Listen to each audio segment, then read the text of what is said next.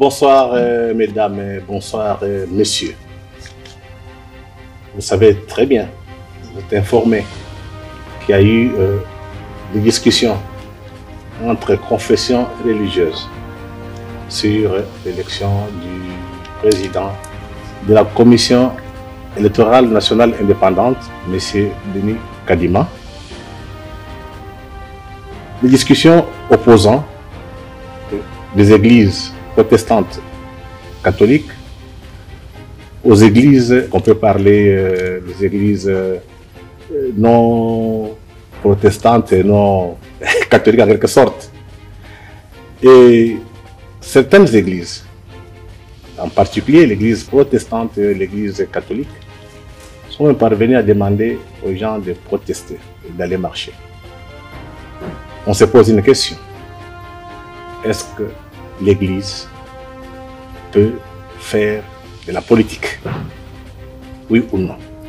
Et pour répondre à cette question, j'ai fait appel à un professeur d'université. Il s'appelle Alain Moutela Congo. Il est docteur en théologie dogmatique de l'université pontificale grégorienne de Rome. Il est professeur à l'IPEN. Ici, nous parlons en tant qu'intellectuels. Comme les politiques sont en train de se chamailler, nous devons éclairer notre peuple. Que notre peuple sache la vérité pour qu'il puisse prendre de bonnes décisions. Bonsoir, professeur. Bonsoir, monsieur le directeur. Avant de commencer, professeur, il faut quand même donner quelques livres qui nous ont aidés à élaborer cette émission. Nous avons les premiers livres, Église et pouvoir politique en Afrique, perspectives théologiques et historiques, publié par la Conférence des Églises de toute l'Afrique, CETA. Deuxième livre, 2000 ans de christianisme en Afrique, une histoire de l'Église africaine. C'est écrit par John Boer. Peut-être un Américain ou bien... Non, ce n'est pas un Américain, un anglo-saxon. Un anglo-saxon, oui. Nous avons le troisième livre. Ça, c'est écrit par Monseigneur Tarsis Tshibangou Tshishiko. Le Concile Vatican II et l'Église africaine, 1960-2010. Troisième livre est écrit par Jean-Baptiste Noé, Géopolitique du Vatican, publié aux éditions de Presse universitaire de France. Cinquième livre, c'est écrit par Constance Colonna Sasseri, c'est un Italien, Dans les secrets de la diplomatie vaticane. Et le dernier, c'était une interview, livre interview de notre ancien cardinal, le feu Monseigneur Mosengo, intitulé Acteurs et témoins de l'histoire, publié chez Duculot. Professeur, les gens se posent des questions face aux prises de position des hommes de Dieu. Une question, prof. Est-ce que l'homme de Dieu, est-ce que l'Église peut faire la politique, oui ou non? Voilà, la question elle est pertinente. Si j'ai bien compris votre préoccupation, vous voulez savoir si l'Église doit être apolitique ou politique. Moi, je réponds en disant que l'Église doit faire la politique. Je risque de choquer l'opinion qui est en train de nous suivre, mais je vais expliquer. Quand nous disons Église, qu'est-ce qui se passe dans nos têtes? Seulement à entendre le mot Église. Est-ce que l'Église, c'est l'ensemble des évêques? Par exemple, chez nous ici, au Congo, c'est la Senko, c'est le cardinal Ambongo, c'est M. l'abbé Cholet. C'est ça l'Église? Non. L'Église, c'est l'ensemble des baptisés. Ceux qui ont entendu la parole de Dieu et sous la mouvance du Saint-Esprit, ils ont répondu positivement et ils ont décidé de faire un pas dans la direction de Jésus-Christ. L'ensemble de tous ces baptisés, c'est ce qu'on appelle église. Ce n'est pas un individu. Ce n'est pas un évêque ou un ensemble d'évêques ou de prêtres. Je dis bien, l'église, c'est l'ensemble des baptisés. Avant de devenir évêque, on est d'abord chrétien, c'est-à-dire baptisé. C'est un baptisé qui peut devenir prêtre ou un jour évêque, voire même pape un jour, si Dieu le veut. L'église peut-elle faire la politique? Moi, je dis oui. Mais dans l'église, il y a une catégorie de personnes. Ces personnes-là ne peuvent pas faire la politique. De qui il s'agit? Les évêques ne peuvent pas faire la politique active. Les prêtres, ils sont interdits de faire la politique. Il leur est demandé de ne pas participer, appartenir même à un parti politique. Les religieux et les religieuses ne peuvent pas faire la politique. Mais les laïcs, eux, oui, ils peuvent faire la politique. Alors quand je dis que l'Église peut faire la politique, doit faire la politique, d'ailleurs, le pape Paul VI, il est allé plus loin. Comment il définit la politique? Il dit que c'est la plus haute forme de la charité. Est-ce que là où on exerce la plus haute forme de la charité, l'Église doit être absente? L'Église qui prêche la charité. J'ai redéfini ce que le pape a dit.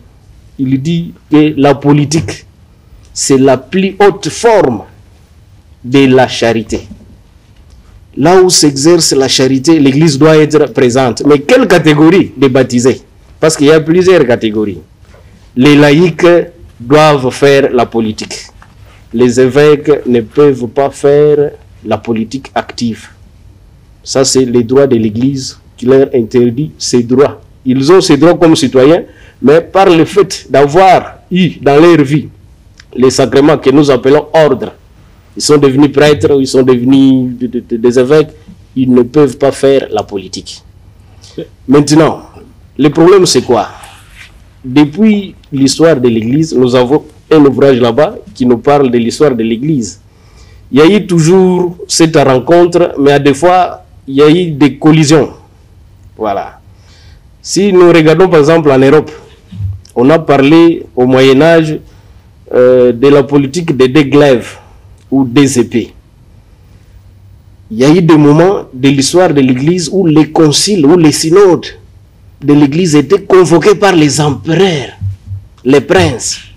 Il y a eu des moments où les évêques étaient choisis par les empereurs. Alors, au Moyen-Âge, il y a eu ces débats, cette lutte, et l'Église s'est libérée du pouvoir politique. Il y a eu aussi des moments où les empereurs étaient choisis par le pape, ou pour devenir empereur ou prince. Tu es choisi, bon, par un mécanisme, mais pour avoir cette légitimité, tu dois passer par le pape. Je cite par exemple Charlemagne, qui est allé chez le pape pour être couronné. Alors, il y a eu dans l'histoire de l'Église les moments où c'était le prince, les empereurs qui commandaient l'Église. Il y a eu aussi une période où c'était le pape qui commandait et le prince et les laïcs. Maintenant, nous sommes au XXIe siècle. Beaucoup de choses se sont passées, se sont déroulées. À l'heure qu'il est, les évêques ou le pape lui-même, ils ne peuvent pas faire la politique active. Ils doivent laisser la politique aux politiques ou aux politiciens et surtout aux chrétiens laïcs.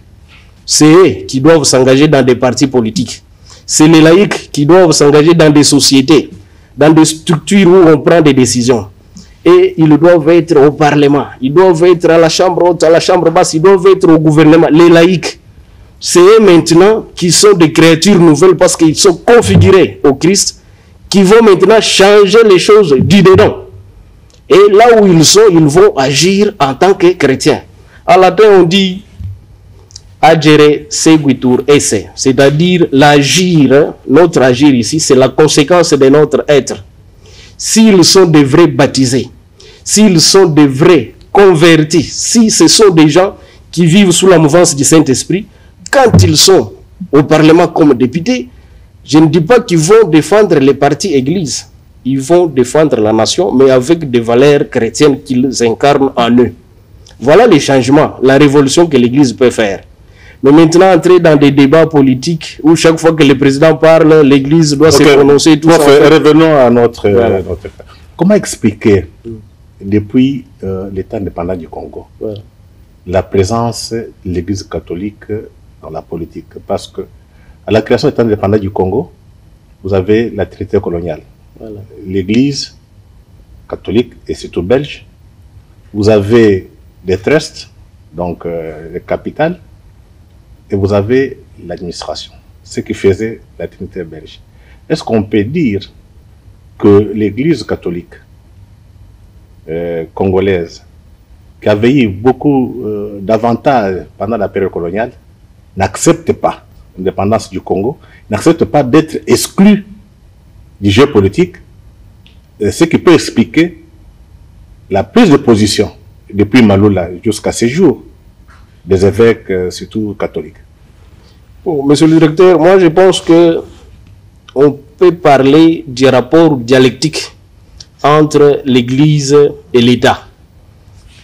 J'ai évoqué ici l'Occident, parce que au moins aussi de Dissara ici, nous avons été évangélisés par les Occidentaux. Ils sont venus avec un christianisme déjà divisé, les protestants d'un côté, les catholiques d'un autre côté, et ils nous ont demandé d'entretenir aussi cette division. Il y a eu une évolution, nous voulons dépasser cette mentalité-là. Le problème, c'est quoi? L'Église s'occupe de l'homme. L'Église s'occupe de la libération intégrale de l'homme. Je pense que la politique, elle aussi, la haute politique, la politique avec P majuscule, s'occupe aussi de la libération de l'homme. Voilà là où il y a la convergence. L'Église s'occupe de l'homme, de sa libération intégrale. La politique aussi s'occupe des rapports ou des gestions des rapports sociaux. Comment l'homme peut être épanoui. Je pense que c'est ça la finalité.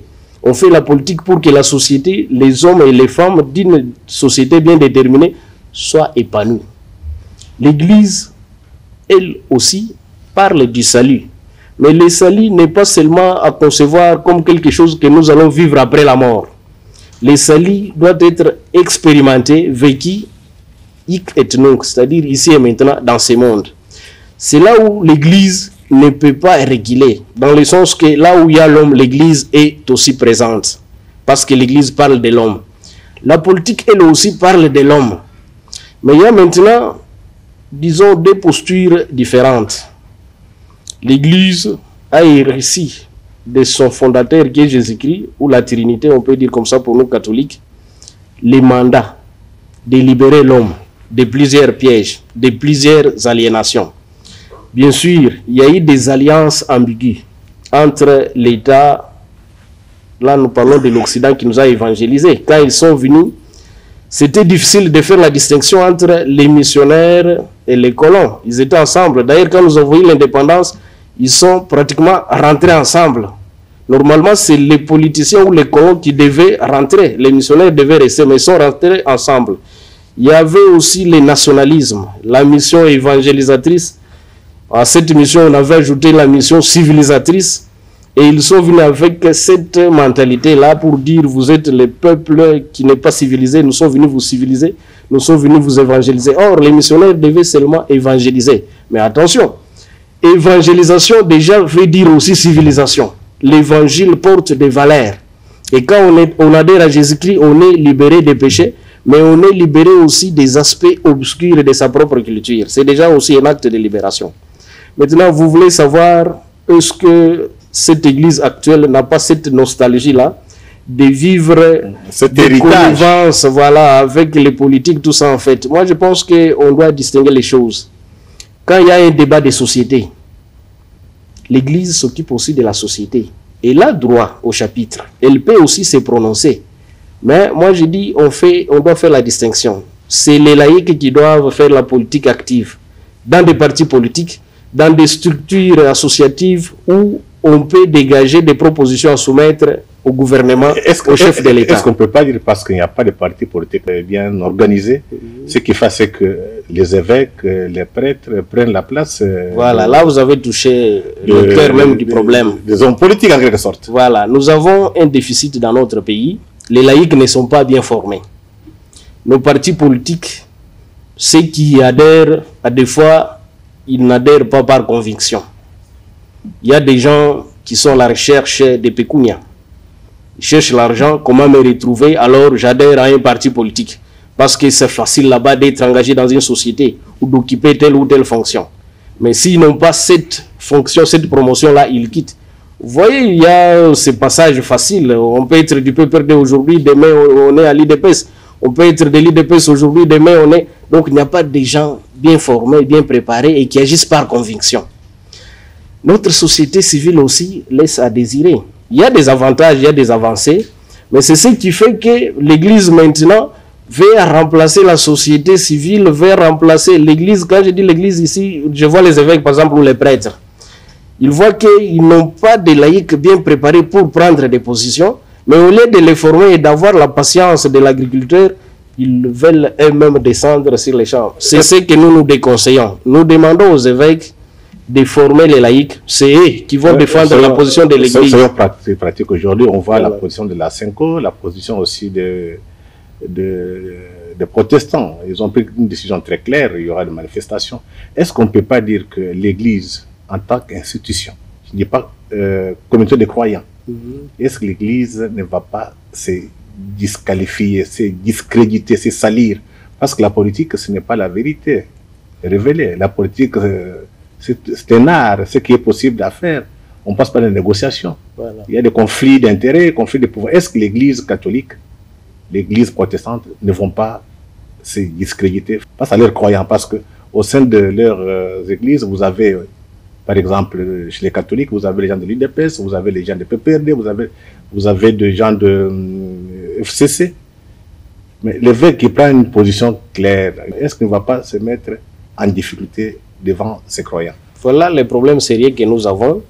Mais à ce jour, moi, je n'ai pas encore lu une déclaration officielle. Peut-être dans les couloirs, on dit, on raconte des histoires, mais officiellement, j'ai lu, par exemple, la déclaration des protestants.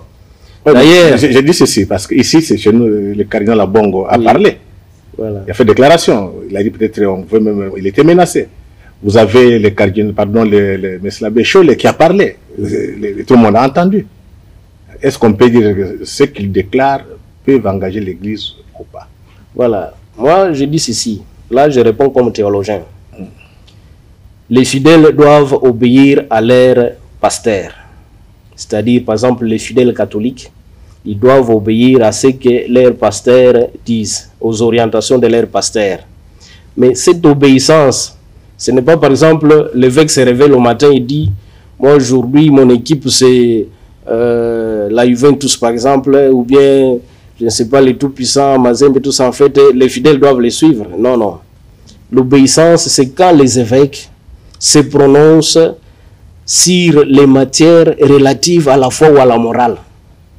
Là, les fidèles doivent les suivre. Mais du point de vue politique, si par exemple, c'est qui n'est pas encore vérifié, et il faut les vérifier jusqu'au fond avant de se prononcer, sur l'autre cardinal, par exemple, il se réveille aujourd'hui, il dit, bon, moi j'ai un penchant pour Martin Fayoul, par exemple. Les fidèles ne doivent pas les suivre parce que le cardinal, c'est son sentiment comme individu. Est-ce qu'il s'est prononcé sur une matière qui concerne la foi ou la morale? Si c'est sur la foi et sur la morale, il a cette autorité et les fidèles doivent les suivre. Mais s'il se prononce du point de vue politique, c'est son point de vue. À moins que cette manière de se prononcer-là ne concerne la foi et la morale. Alors, pour ce qui nous concerne ici, par exemple, il y a eu l'élection du président de la CENI. Bon, ils ont fait ce qu'ils ont fait. Moi et vous, nous n'étions pas dans la boîte. C'est eux qui connaissent les règles du jeu. Ils ont sélectionné les candidats, ils ont observé leurs critères internes, et jusqu'à arriver à Kadima, par exemple, il y a eu des divergences. On leur a donné les temps, tout ça en fait. Qu'est-ce qui s'est passé dans la boîte? Moi, je ne peux pas me prononcer. Là, il faudrait peut-être inviter M. l'abbé Cholet, c'est lui qui est mieux placé pour nous dire qu'est-ce qui s'est passé réellement. Mais j'ai suivi aussi, comme tout le monde, qu'il y a eu des débats, qu'il y a eu des divergences. Ça, c'est leur problème, les règles du jeu. Les consensus, par exemple. C'est un thème tellement sensible où on ne trouvera jamais de convergence, l'unanimité totale. Bon, les choses sont allées comme elles se sont déroulées. Moi, je pense qu'il est temps de prendre acte. Le soleil n'est pas tombé et ne va pas tomber. Je pense qu'il est temps maintenant d'accompagner nos politiciens à faire bien leur politique pour nous amener aux élections transparentes. Ok, une question, parce que généralement, quand on dit l'Église, on va au Vatican.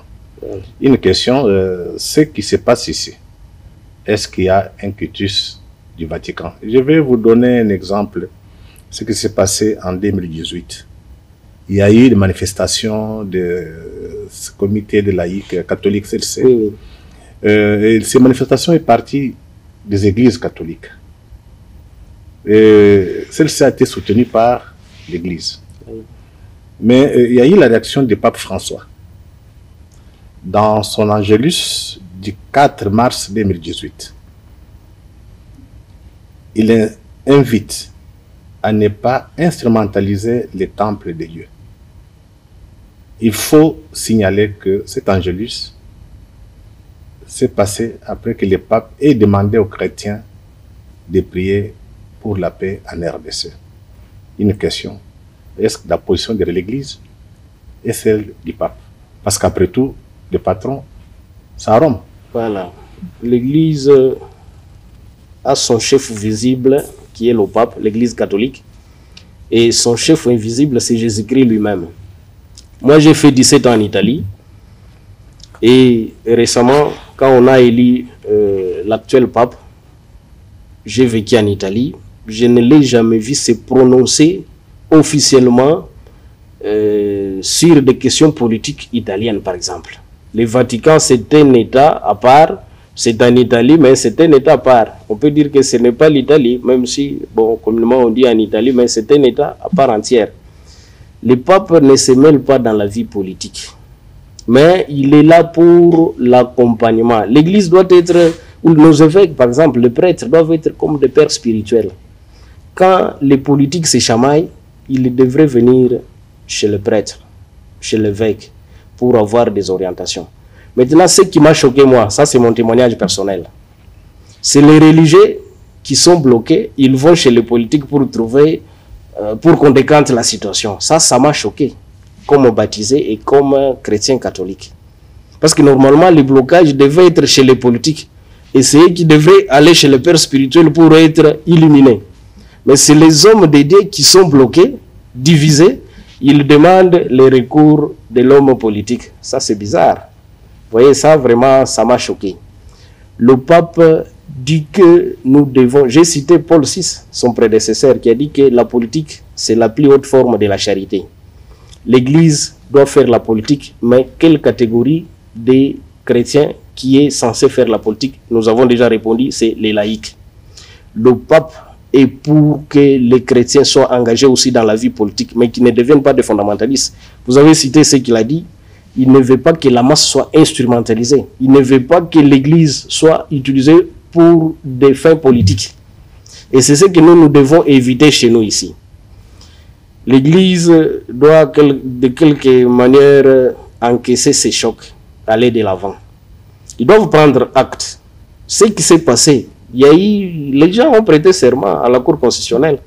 Le chef de l'État ne va plus reculer. Il a bien fait, il a mal fait, ça n'engage que lui et la nation. Il a ses responsabilités, il sait pourquoi. L'Église a bien travaillé, a mal travaillé. Bon, je ne me prononce pas, mais le constat est que nous avons déjà un président de la CENI. Est-ce qu'on ne peut pas dire qu'il faut accompagner? L'Église catholique est partie très loin. C'est une Église catholique qui est beaucoup plus engagée. On se rappelle, il y a notre ancien cardinal, le frère Mosengo. Il était président de HCRPT. Voilà. Oui, c'était le Parlement de transition. Voilà. Et il a fait une interview. C'est dans son livre d'interview. Je vais le lire. Voilà. La question qu'on lui a posée, je voudrais avoir ton commentaire pour répondre à ma question. Est-ce que l'Église catholique n'est pas partie, n'est pas allée plus loin en entrant en politique active? Donc, on pose la question au feu cardinal Mosengo. Donc, les livres publiés en 1994, acteurs et témoins de l'histoire. Voilà. Okay. Êtes-vous politiquement neutre? Il répond. Mais dire politiquement neutre, je n'oserais pas l'affirmer. Si l'on veut signifier pas politiquement neutre, c'est pour qui tous les schémas politiques actuellement présents dans les pays sont tous aussi bons. Dans ces cas, je ne pourrais pas être politiquement neutre, puisque je défends l'ordre institutionnel de la Conférence nationale souveraine dans sa lettre et dans son esprit. Il continue. Je ne puis admettre un ordre institutionnel qui battrait en brèche ce système politique, car en tant que président du Haut Conseil de la République et garant de l'ordre institutionnel de la Conférence nationale souveraine, je donne mon aval au système politique qui respecte celui-ci. Je suis net uniquement dans la mesure où, tout en condamnant objectivement les antivaleurs qui ont conduit les pays à la débâcle et en dénonçant leurs auteurs, je reste ouvert aux personnes qui éventuellement se seraient laissées entraîner dans ces erreurs, mais souhaitent changer les caps et de ces faits recours à mon aide et mon appui pour les aider à mieux faire ou bien quitter ces antivaleurs. Commentaire. Est-ce que on peut être prêtre et politique en même temps? Le cas de Monseigneur cardinal Mosengo, il était archevêque, en même temps président du Parlement de transition. Oui, oui, je pense que là, ce sont des cas exceptionnels. Il n'y a pas de règles sans exception. Et ça, même le droit le prévoit. Une bonne norme doit avoir toujours des exceptions. Dans des circonstances exceptionnelles, il y a toujours des décisions exceptionnelles aussi, pourvu que ça ne devienne pas une habitude. Je vous ai dit qu'en Occident, par exemple, il y a eu des moments où les évêques étaient choisis par les princes ou les empereurs. Il y a eu aussi des moments où c'est le peuple qui commençait à choisir les politiciens de l'époque, les princes, les empereurs. Nous avons connu aussi notre histoire. Et pendant une période tourmentée de notre histoire, il y a eu ce qu'il y a eu. Bon, des avancées, on peut apprécier ça de manière différente. Mais ce que moi j'ai dit, je reviens toujours à ce que j'ai déjà dit. À l'heure qu'il est, à ce jour ici, le prêtre doit être prêtre. L'homme de Dieu qui annonce la parole de Dieu, l'homme de Dieu qui dénonce le mal, l'homme de Dieu qui renonce au mal. C'est ça le problème. On doit être les témoins de l'évangile. Ça, c'est la vocation de tout baptisé, mais c'est la vocation particulière du prêtre ou de l'évêque. Mais descendre dans la vie politique d'une manière active, ça, c'est vraiment aberrant. Ce n'est pas ma position comme individu, c'est ça même la position de l'Église catholique universelle. Le peuple lui-même n'admettra jamais que ses évêques soient dans la politique active. Mais les évêques, comme citoyens, parce qu'avant d'être évêques, ils sont des citoyens. Le cardinal Ambongo, le cardinal Mosengo, paix à son âme, c'est un Congolais. Et il dit quoi? Il veut dénoncer les antivaleurs. S'il dénonce le mal, Jésus a dénoncé le mal, et lui, comme serviteur de Jésus-Christ, il doit aussi dénoncer le mal. Mais attention, le mal, on ne doit pas le voir seulement dans le camp de l'autre. Le mal, on doit le voir aussi chez nous. Par exemple, moi je pense que nos évêques, pendant cette période, ils doivent se pencher, oui, sur les questions politiques, donner des orientations, éliminer les fidèles, les laïcs surtout, qui sont engagés dans la politique ou qui doivent s'engager dans la politique, mais ils doivent se pencher aussi sur leurs questions internes. Je pense qu'il y a beaucoup de questions. Par exemple, moi je vous ai dit, j'ai fait 17 ans en Italie. J'ai laissé beaucoup de prêtres congolais qui sont en Europe, qui voudraient rentrer chez nous ici, mais ils ne savent pas par où commencer. C'est parce que l'Église, elle aussi, n'a pas construit un environnement capable d'accueillir ces fils qui sont en Europe, des docteurs, mais qui sont là comme des vicaires dans des paroisses. Ils perdent le temps là-bas. Ils voudraient venir, mais ils disent par où nous allons commencer. Il n'y a pas d'eau, il n'y a pas d'électricité, il n'y a pas... Moi, je les condamne. Je dis, bon, on doit souffrir ensemble. Moi, il y a 2 ans, j'étais en Italie. J'ai décidé, j'ai dit, je rentre chez nous. Je vis à Petro Congo, je ne suis pas à la Gombe. là où il n'y a pas d'électricité, il n'y a pas... Mais je dis, chez nous, c'est toujours chez nous. Commençons à faire quelque chose pour changer nos réalités actuelles.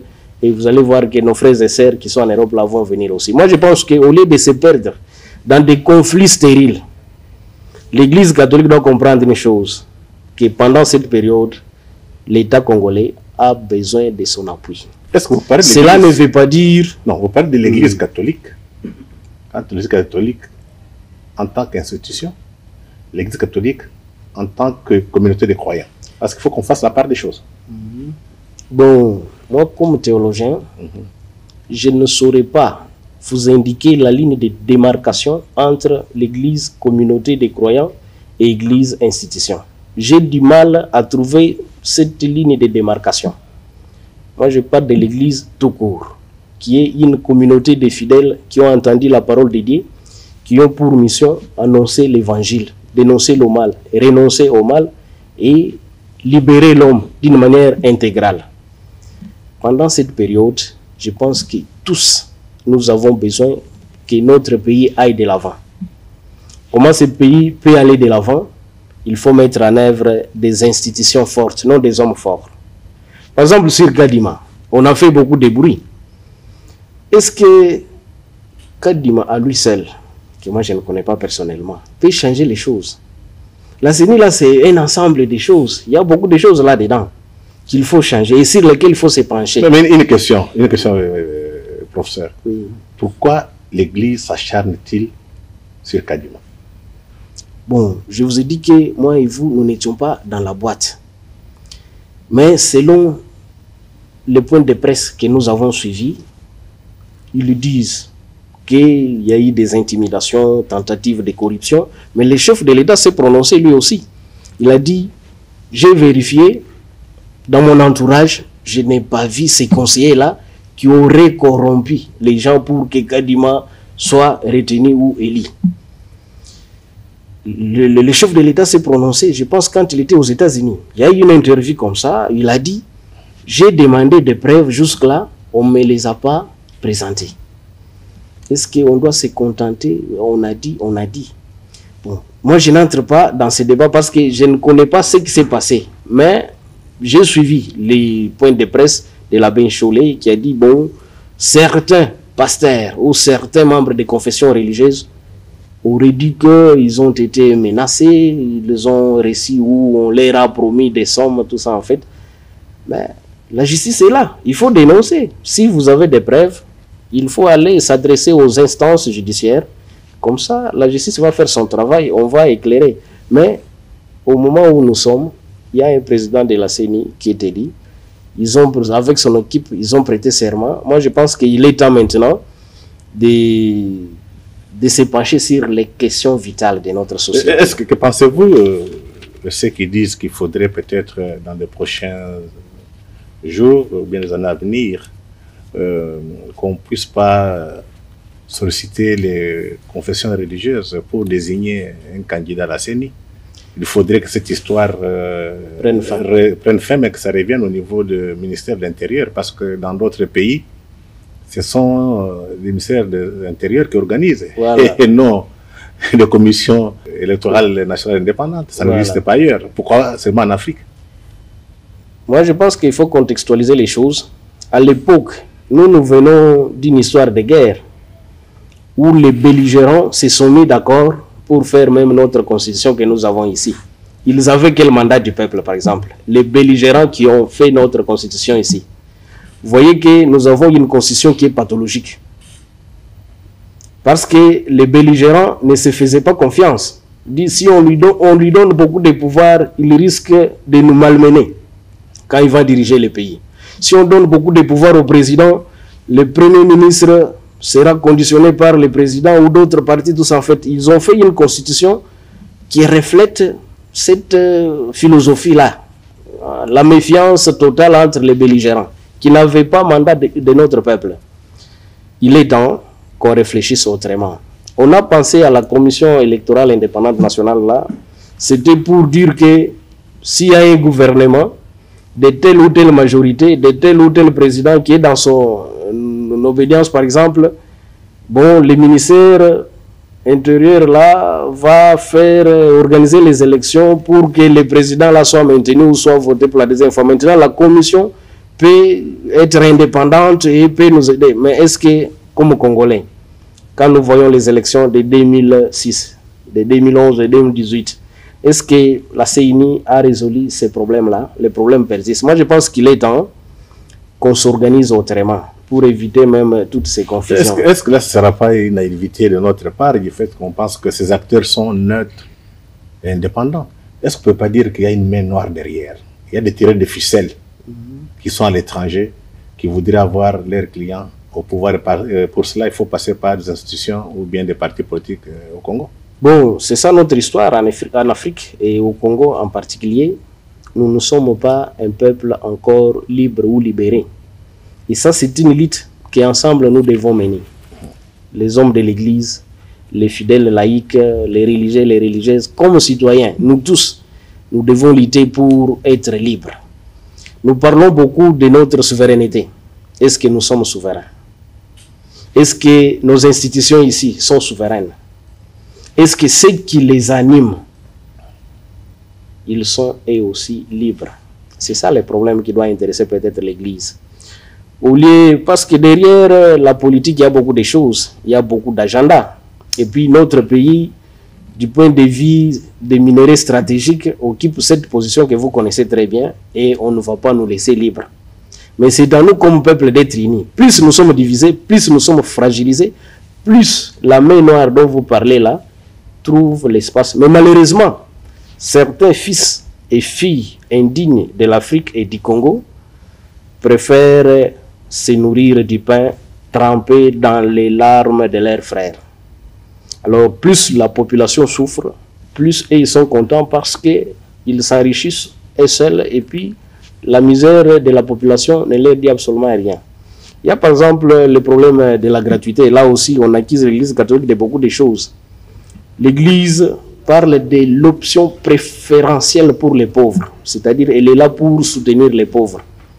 Maintenant, est-ce que les enfants des pauvres peuvent aller étudier dans des écoles catholiques, par exemple à Saint-Raphaël, où on paye cher? La gratuité, c'est une obligation constitutionnelle. Maintenant, c'est question de se mettre ensemble pour dire comment aborder cette question, comment accompagner cette question, au lieu d'accuser tel ou tel autre. Comme ça, on ne va pas donner l'espace à l'ennemi, à cette main noire, qui veut toujours que nous soyons captifs, que nous soyons aliénés. Et quand nous sommes aliénés, c'est notre peuple qui souffre, c'est nous-mêmes qui souffrons. Parce que si notre président n'est plus libre, alors vous voyez que même son peuple n'est pas libre. Alors cette libération doit être intégrale et ça demande l'engagement de tous et de chacun. Une dernière question, professeur, parce que les confessions religieuses, les deux, les catholiques, les protestants, projettent manifestation. Quelle est votre position en tant qu'interprète? Parce que ce que nous faisons comme débat ici, c'est pour orienter notre peuple. Est-ce que les confessions religieuses ont droit, ont-ils le pouvoir de mettre la population dans la rue? Bon, ça, moi, je pense que c'est trop.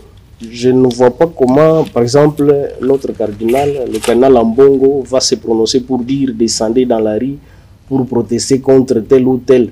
Parce que dans l'Église catholique, il y a plusieurs appartenances politiques. Parmi nos fidèles catholiques là, il y a les gens de l'IDPS, les partis au pouvoir. Il y a les gens du PPRD, de l'ensemble, les gens de la Mouka. Tu vas parler maintenant à quelle catégorie de gens? Et tu vas t'identifier avec quelle catégorie de gens? Tu vas parler seulement à ceux des partis qui sont à l'opposition ou tu vas parler aussi aux fidèles qui sont... Vous voyez que c'est compliqué. C'est pourquoi je dis ce n'est pas leur champ, qu'ils laissent les politiciens faire la politique, qu'ils prient d'abord. Peut-être nous parlons beaucoup et nous prions moins. Moi, je pense que les évêques, les prêtres doivent commencer à... C'est ça même ce que Saint Paul nous demande. Il faut prier pour ceux qui nous gouvernent. Tout pouvoir vient de Dieu, mais l'exercice de tout pouvoir ne vient pas toujours de Dieu. Ceux qui nous gouvernent aujourd'hui, leur pouvoir vient de Dieu? Oui. C'est Dieu qui a voulu qu'ils soient là. Ils sont là. Mais est-ce que leur manière d'exercer vient aussi de Dieu? Oui et non. Là où ça laisse à désirer, l'Église peut aussi intervenir. elle a droit. Les évêques ont droit d'intervenir aussi. Mais comment ils doivent intervenir? Ils doivent donner des conseils au chef de l'État, aux partis politiques, aux laïcs qui sont dans des partis politiques, non pas pour diviser les gens, mais pour travailler pour le bien commun, pour que le peuple se retrouve. C'est un peu ça. Moi, je ne pense pas qu'il est temps, et c'est pertinent. Je ne vois pas la pertinence de cette marche, et surtout si elle est voulue par l'Église catholique et l'Église protestante. Si c'est les partis politiques, c'est leur droit. Ils peuvent le dire officiellement, ils demandent à leurs militants de descendre. Bon, là, on comprend. Il faut aussi les encadrer. Nous avons notre constitution qui prévoit même leurs droits, tout ça, en fait. Mais si c'est le cardinal, par exemple, qui se prononce, moi, je ne pense pas qu'il va se prononcer dans ce sens. Et je ne pense pas que les protestants aussi, les pasteurs vont se prononcer dans ce sens-là. En attendant, tous ils sont à Bruxelles, nous espérons qu'ils ne vont pas demander à notre peuple d'aller dans la rue parce qu'on connaît les conséquences. On a tellement souffert, on a besoin de la paix. Il faut savoir négocier, trouver le compromis et qu'on laisse les politiciens faire la politique. Et surtout compris pour eux, et qu'on les accompagne spirituellement, moralement aussi, en donnant des conseils. Moi, je pense que si l'Église se respecte, nos politiciens ici ont besoin des hommes politiques et des hommes religieux. Ils ont besoin et ils ont fait même preuve. Plusieurs fois, ils ont demandé l'aide de l'Église pour décanter des situations. Mais l'Église doit être désintéressée. Ce n'est pas parce que j'ai été aidé à décanter une certaine situation que tu deviens redevable vis-à-vis de moi. Ou une fois que tu es au pouvoir, tu me dois ça ou tu me dois... Non, l'Église doit être désintéressée. Nous avons aidé surtout les pays. On n'aide pas l'individu. Aujourd'hui, c'est Félix qui est au pouvoir, mais demain, ça sera un autre. C'est pourquoi l'Église ne peut pas être ni de l'UDPS ni de l'amour. Ok, merci beaucoup, prof. Nous sommes arrivés à la fin de notre entretien. Nous espérons que les peuples congolais nous ont très bien suivis. Et on espère aussi qu'on va tirer les leçons du passé. On a tellement souffert. Notre peuple est pauvre. Le Congo est menacé de balkanisation. On n'a pas raison de mettre le feu à la maison.